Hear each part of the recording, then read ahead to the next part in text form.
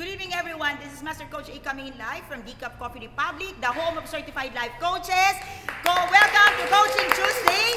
This is Coffee Republic, and we're bringing to you right now Kapehan Night. Kapehan Night is our weekly coaching talk that talks about money, career, relationship.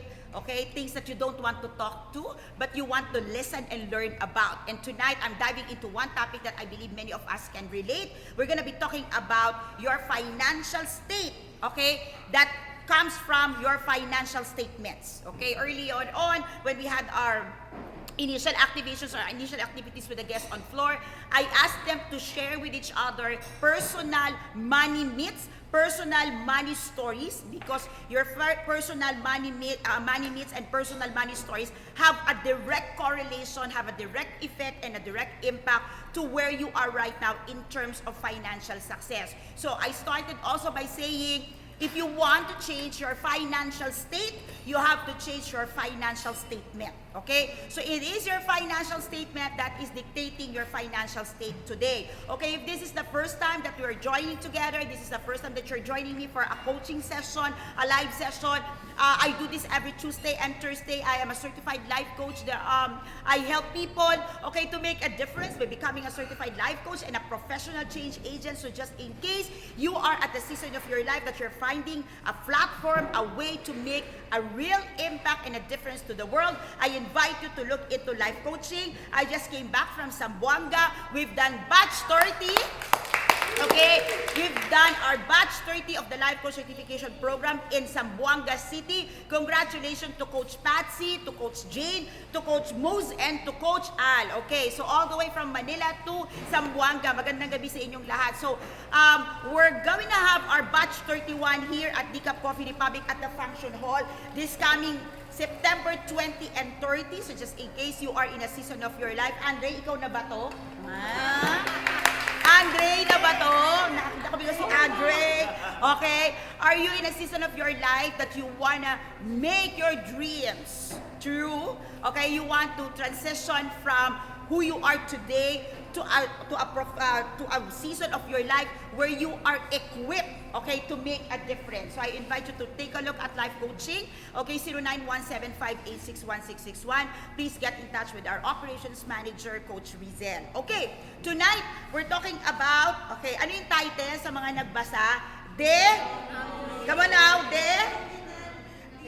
yung mga nag-nosebleed, denominalization. Okay, if you're joining me online, and just in case you have heard of this term before, please share with us what do you think is the meaning of denominalization. Okay, in a simpler term, okay, you can find this in linguistic. Okay, this is the reversal process of nominalization. Okay, another thing. Okay, let's not get in there. Okay, let's not go there. But in a nutshell, okay, tonight we're gonna be talking about how to move from a state of static, okay, your static state or your frozen state, to a state of flow. Okay? Now, there are three treasury in a person's life. Okay? In a human life, in a human being, there are source of treasury. Ibig sabihin, ano po ba yung treasury? Kayamanan. There are three sources of treasury that we can all, okay, maximize in our lives. Okay? Number one, okay, is the treasury of physical money. Okay? Physical money. Okay? Next is the treasury of mindsets. Okay?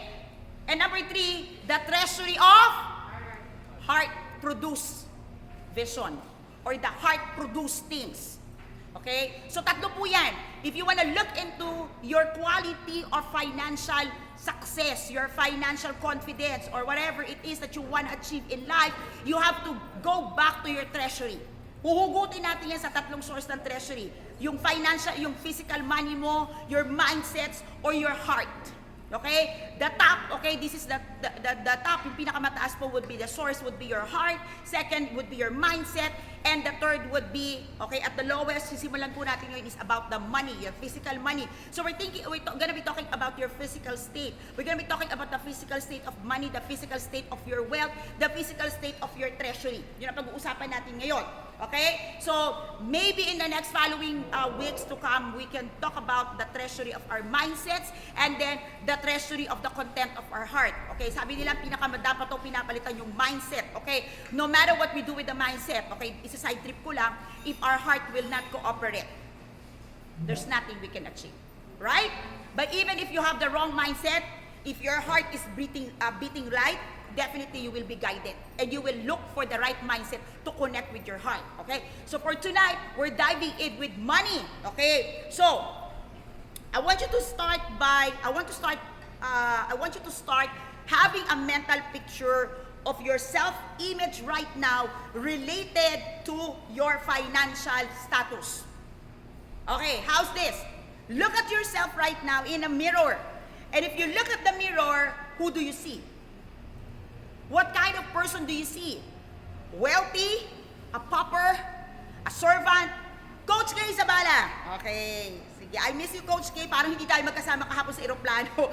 Coach Aga. Okay, yes. Thank you, Coach Aga. It's been a beautiful trip in Zamboanga. I hope one of these days you'll join us. Okay. Thank you, Coach K, for joining us. Okay. So, when you look at yourself in the mirror, self-image, financial state, and financial success, who do you see? What image do you see? Do you see a wealthy person? Do you see a very commanding image? Do you see a very confident, confident person? Or do you see someone who's in luck? Or do you see someone who's crying out for few penny just to survive? Or you see someone who's so aggressive and willing to trade everything just to have the money? Who do you see in the mirror? What does your reflection says in the mirror?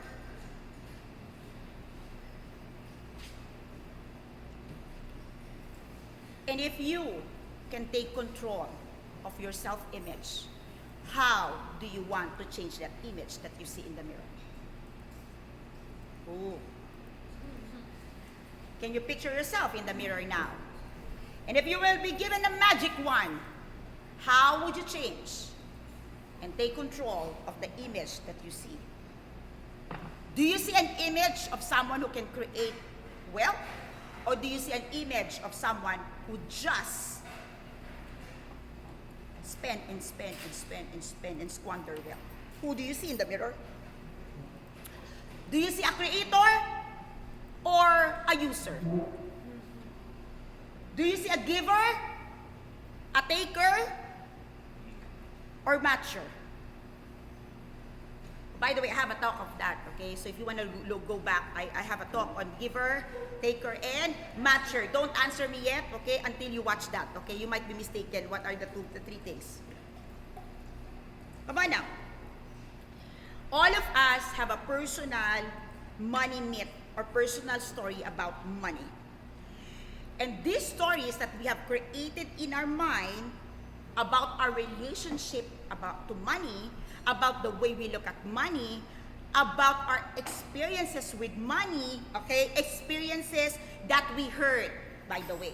Because most of the stories we know about money is not just our personal experience. Most of them are hand-down stories from parents.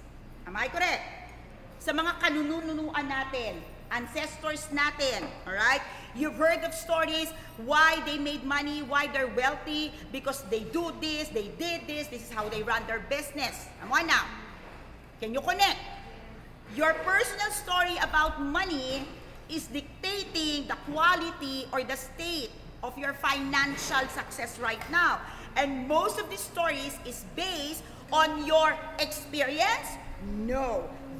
Most of this is based or vested on hand-me-down stories. Tama? And from the hand-me-down stories, okay, because we are naturally gifted storyteller, we are also able to create our own stories. Am I correct? Alright? Yeah, we are naturally gifted storytellers.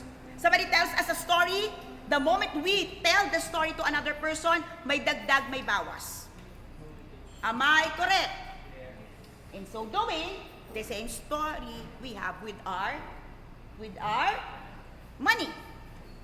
Kung pinag-aral ka ng kamag-anak mo, ang story mo, magpapaaral ka rin ng ibang kamag-anak mo. Not just one, but two.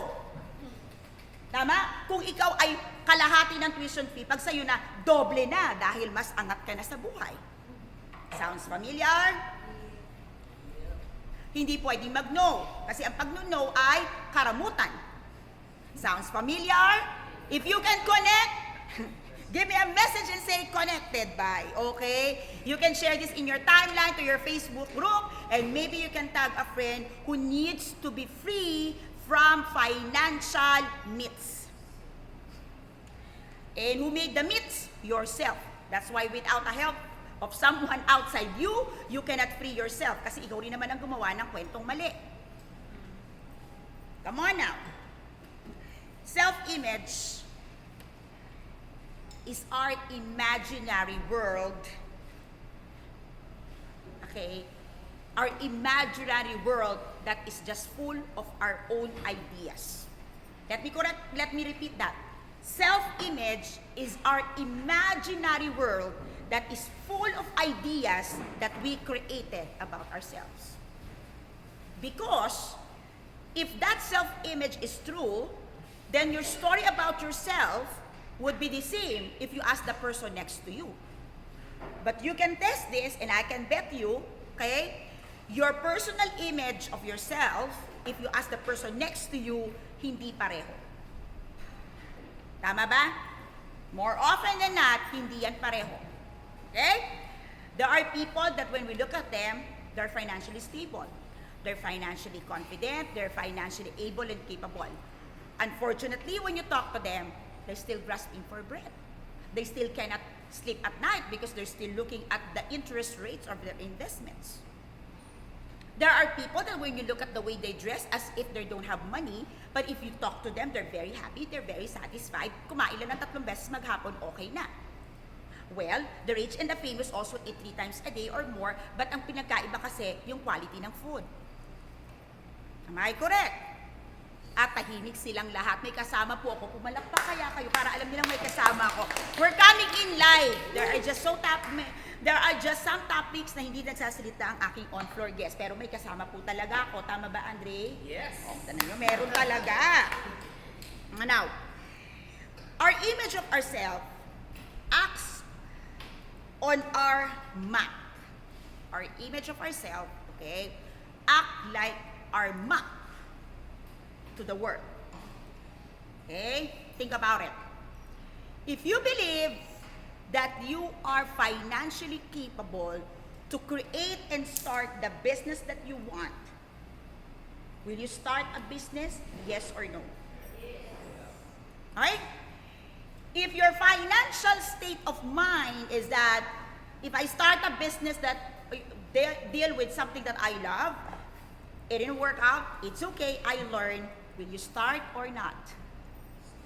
You'll start. What about you've got 10 million, 5 million, but your mindset is this. If I invest in a business today and I lost, and it didn't work out, I will lose all the 5 million, where would I start having another million? Will you start or not? No. There are people who can start a business with 500 pesos, 1,000 pesos, and they will just make a loan. Some people have millions in the bank, cannot even start a hobby. Saan galing? Mindset. Mindset based on myths. Wala pa yun sa utak. Because when you talk about mindsets, meron talaga mga frame of thoughts yan. Most of the time, itong mga myths nito, hand-me-down story ng magulang. Hand-me-down story ng friends. Am I correct? Hand-me-down story ng mga kasalamuha mo. That's why people say, you become who you are always with. So look around, kung yung kasama mo, laging galit sa pera at takot sa pera, yan din ang issue mo. Remember that most of our self-image, especially related to money, were created unintentionally. The thing here, we just take it as it comes. We don't limit ourselves, and we allow ourselves to imagine as we receive information. Am I correct? Am I correct? Some people have the mindset that if you marry a foreigner, you're rich. Correct? Because rich means there's chocolates, there's cars, imported, not the chocolate and the surge. Uy, surge yun. Surge. Hindi nyo inabutan. Grabe kayo. Paborito ko yun. Surge and chocolate. Platops. Hindi, masosyal na yung platops eh. Oo. Ay, hindi yun. Curly tops. Curly tops. Ayun. Sosyal eh. Medyo umangat ng konti. Curly tops na ako eh. Tama ba? Okay? Ito pa, mindset.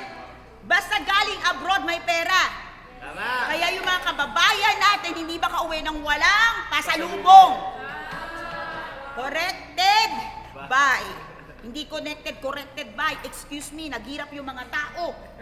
Tapos, kahit man lang tsokolate, hindi ako naalala. Bumili ka sa supermarket. Tama ba? Di ba kaya yung mga OFW sa ating mga kababayan natin pag umuwi, ang dami laman ng maleta kasi si ate, si nanay, si kuya, si tita doon, si tito doon, kailangan ng pasalubong. Dahil ang ibig sabihin ng pasalubong, hindi ka mayabang. Pag walang pasalubong, mayabang. O, tama ba mali? Swapang. O, mayroon pang ganito.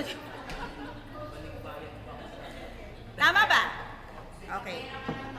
Tapos pag hindi nagustuhan yung pasalubong. Ito pa. Ano ba namang brand to? Ito lang. Niregaluhan na, choosy pa. Tama ba? Are you connecting with me? Okay? Madali lang naman po kasi yung solusyon dito sa sasabihin ko. Alam mo, one-liner lang po yung sagot dito. Kaya lang, this one-liner will not take effect on you if you don't take into consideration that many of the things that you are suffering from today is because of your imagination. Okay? Out of your imagination comes identification. Talagang marami namin ng mga son-son na to eh, di ba? Okay?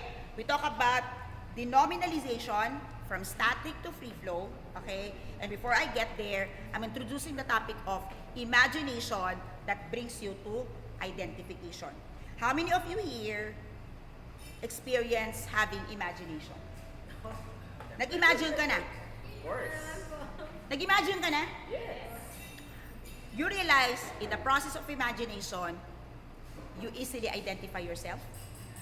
Imagination, identification. Tama? Meron pang nag-imagine kang hindi ka kasali? Come on, ganun. Come on. Eh, ba't ka nag-imagine? Di, in-imagine ko para sa kapatid ko. Eh, di, ikasama ka pa rin. Right? Now, from your imagination comes identification.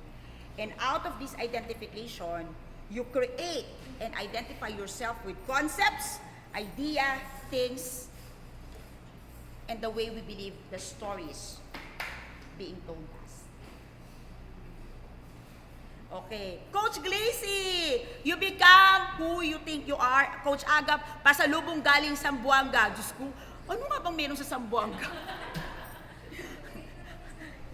Truth of the matter, galing ng hotel, galing ng airport, diretso hotel, galing hotel, diretsong airport. O, di ba? Ang kailangan lang po namin masigurado kami ay buhay.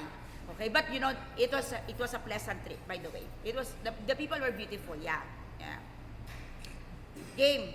Kung nag-iisip kayo, oo, si Coach Lau galing sa Buanga to, maayos naman ang pamumuhay, di ba? Maayos ang buhay namin doon.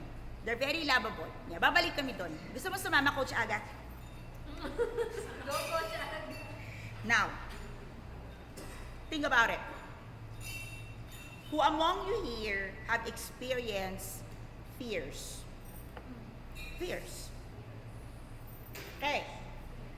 When you are fearful, would you agree with me that that was also the moment that your imagination is so active? Yeah. Oh, come on. Connect? Connected by? Think about it. So what happens now when you are fearful about losing money or not having enough money. Boom! Ano mangyayari sa imagination mo? Can you see this now? Yeah. The moment fear attacks, your imagination soar high to the maximum level and capacity. Am I correct? Yeah. And because it is triggered by fear, your imagination doesn't look good. Am I correct? So, bring it now to your fear of not having enough money, to the fear of losing a stable job, to the fear of not getting promoted, to the fear of the stock market going down. Hi, Coach Marky! Can you see this? If you are in fear about money, if you're watching and you've got all other fears about money, you can share it with us online. Okay, now I'd like you to take a look at this. If you're having that constant fear about money, state of money, inflow of money, loss of money, not having enough. Now tell me, what is the picture of your imagination? How does your imagination process looks like? Yes, Coach Mel, sabi niya, oo nga, no. Am I connecting here? Are you getting my thoughts across? Do we in agreement? Sumaswak kahit masakit.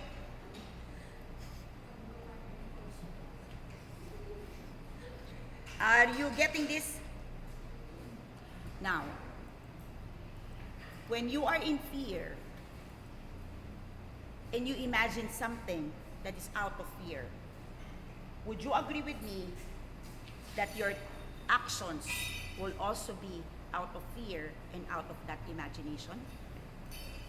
Yes? So ano kaya ang itsura ng pera mo ngayon? Nakatakot-takot din. Ha? Anong itsura? Nakita nyo na ba kung saan ang galing? Bakit kayo takot na takot sa pera at hirap na hirap kayo sa pera? Takutin yung perang lumapit.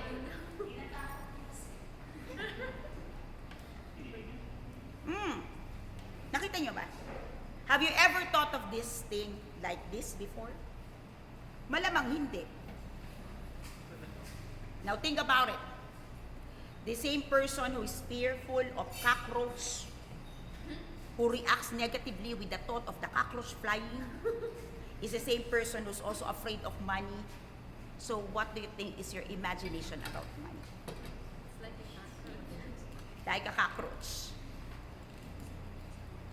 Many times we believe that we can compartmentalize things. But remember, you are one and single one being.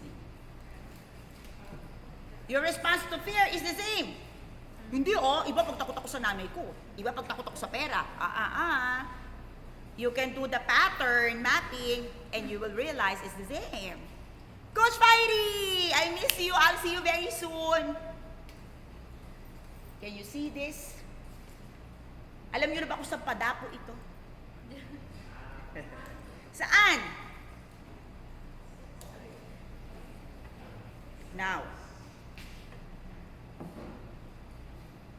let me move to denominalization. Journey with me from your fears of money to what you have imagined, okay, to what you have become in a static form.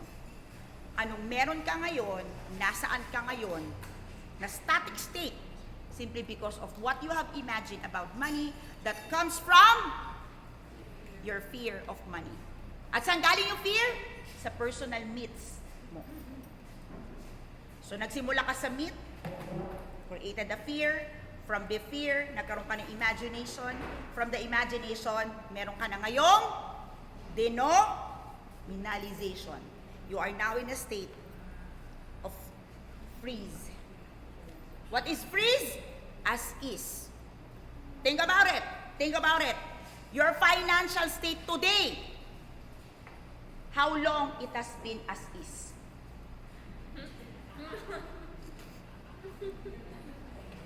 Ganda ba ng tanong ko? Your financial state today. Can you evaluate how long you have been, how long it has been as is? Ooh.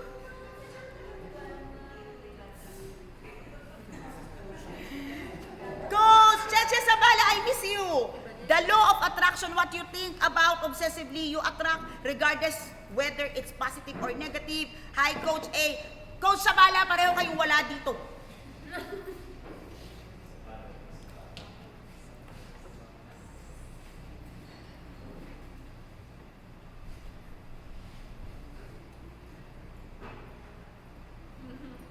Tahimik tayo. Sige.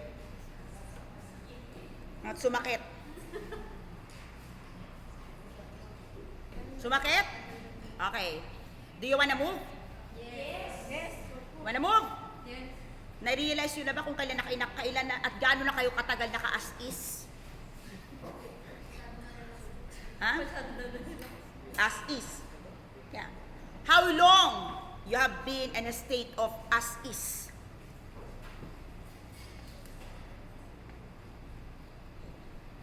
Matagal na? At kung saan-saan na po kami nakarating?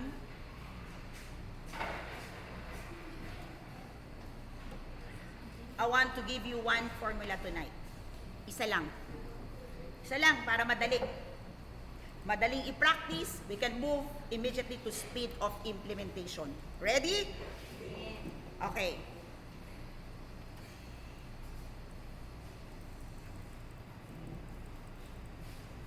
Avoid, stop, neglect, forget, whatever you want to do with a statement that begins with I am. I am. Because when you say I am, that is static. Come on now. O sige. I am what? Yeah. You are me when you say I am. That's it. But most of the time, you always say that. I am this, I am that, I am that, da. That's the static state. That's the one formula that you can immediately avoid, implement, start doing. You thought it was positive. It is positive. Oh, look. I am a mother, period. What about I am a loving mother? I am progressing in my motherhood role.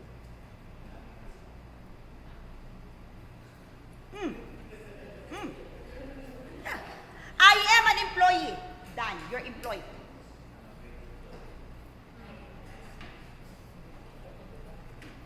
I am a productive. I'm a producing employee. I am a performing employee. There is the ing. See? That's simple as it. The way you state it, add the ing. Oh, simple lang yun. Of course, there's many more formula. But I believe that's more than enough for you to begin with. Come on now. Think about your normal I am. I think last week I had that activity. Tell 10 things about yourself. And all of those things just encapsulate how static you were. Balikan nyo yung exercise natin last week. Tuesday, right? Exactly a week ago. I asked you to write 10 things that begins with I am. Okay, Sherry, I miss you. Am I correct? Diba? Pag sinabi mo rin, I'm tired. What does the brain pick up? You're not gonna move. What about, I'm needing some rest? Pause. Oh. I am needing some rest right now. That's it. That's it. Come on now. Right?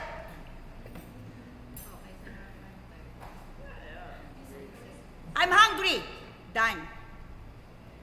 I need some food.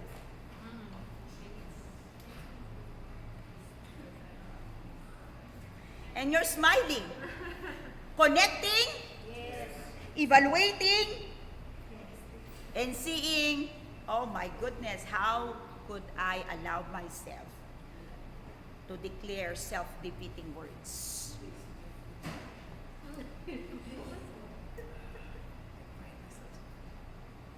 Meron pa kayo ganito, I am like this. Meron ka pang ganito, I have done that. So what does the brain pick up? Done. Finish. Remember, if we level this up to the treasury of mindset, then your mindset is now fixed. Then your mindset is not progressive. Are you getting this? So, one principle, one formula, incorporate the ing whenever you say and begin with the statement, I am. Give it a try. Come on, give it a try. Give it a try. Say one word. I am what? Come on.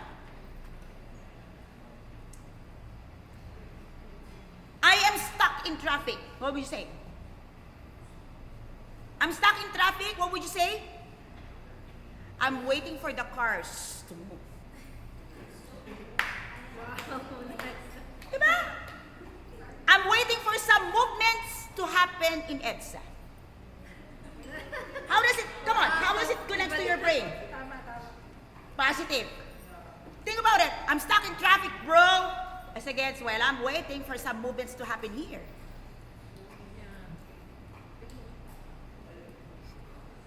Am I connecting? Am I making sense? ING, make the big difference. Come on. You need to see yourself growing, improving, increasing. And the way to do it is simply to incorporate the word ING. I am poor. I have no money. Talaga namang totoo eh. I am poor, I have no money. Oh, how do you put ING there? I am working on my finances. I'm starting to work on my budget.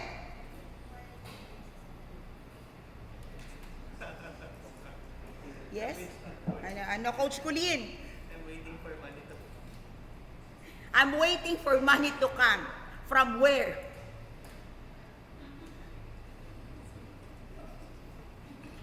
You have to start working on the shift.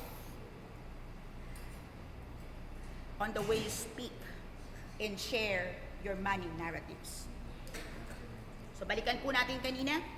We've started with personal money myths, personal money story that triggers fear. And from fear, you've got your imagination. And from your imagination, you get the denominalization. So balikan po natin, if we reverse it, okay, if you start, may message tayo dito, Cheche, paano yung I am beautiful? I am becoming a better version of that beauty that was given to me.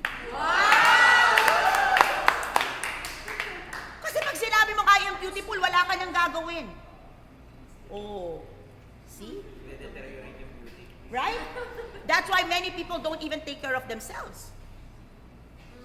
That's why your husband, nung pinakasalan ko maganda, ngayon hindi na. Eh kasi paniniwala mo, maganda naman ako eh. Am I correct? Yes. Come on now, you test it. All your words that I am and ending, it's not progressive. It's static. It's not gonna give you anything.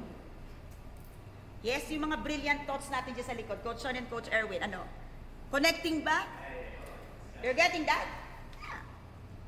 So imagine, coaches, if we just hear our clients speak of their normal narratives, and we just allow them and give them the permission, okay, to restate it with an ing, how much things it would create for them.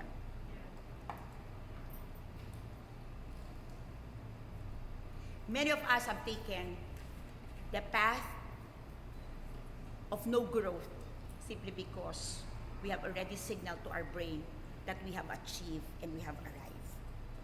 Whether you're talking about success, growth, promotion, maybe right now you are in a state where you're comfortable. The moment that you speak of finality, then your growth ends. And in a little while, that moment that you are dreading for will come. That moment would come that you are no longer satisfied. That's why people will say, why can't you be contented? Because we are growing individuals, we are growing and maturing species, and every day of our lives, the world around us change. But if we send a signal to our brain that we have arrived, in terms of finances, in terms of character, in terms of attitude, in terms of growth, the moment we send the signal that we have arrived, then growth stops. And when growth stops, we become stagnant. And when the moment that stagnation becomes a reality, then everything starts collapsing. And even what you have, you start losing it. You start losing your momentum, you start losing your morale, you start losing your inspiration. Everything else collapses because the brain received the signal, you're done. Now, naturally, because the brain will also work as your protection, the moment that everything starts collapsing, that's the time your brain starts working. What do I do? What do I do? What do I do? And you start panicking. So my question to you, do you want to start moving and taking action when you're in a panic mode, or you want to be proactive and direct the course of your financial success? All it takes is your deliberate decision to believe, to achieve that state of mind, that a state of flow is better than being static. But why is it that many people don't want to go on a state of flow? Because to many people, the state of flow is dangerous. Isn't it? All of us, think about it. Who among you here would say, gusto ko yung flowing lang, as against, hindi, gusto ko ma-achieve yung 1 million ko. Many times we'll say, I wanna hit my first million. Barely you hear people, I wanna get to the state of flowing millions. Mas maganda yon. But you will always hear people saying, I wanna make my first million. Why not? I wanna get to the point that I have many millions flowing. Tama ba? You only dream of, I wanna hit my first million. No, I wanna hit the moment where millions are flowing. Tama? I wanna get married. Done. So pagkasal mo, tapos na. What about, I want a moment where I can start building my family. So the moment you get married, that's just the beginning. But many people believe when you get a partner, get married, that's it. It's not. It's building a family. Building the next generation. Why do you want to work? I'm looking for work. No, you're not looking for work. You're looking for means of living. You're looking for financial opportunities to live the life that you want. You're not looking for work. You're looking for means. Make sense? I want to leave you with this. In everything that you do,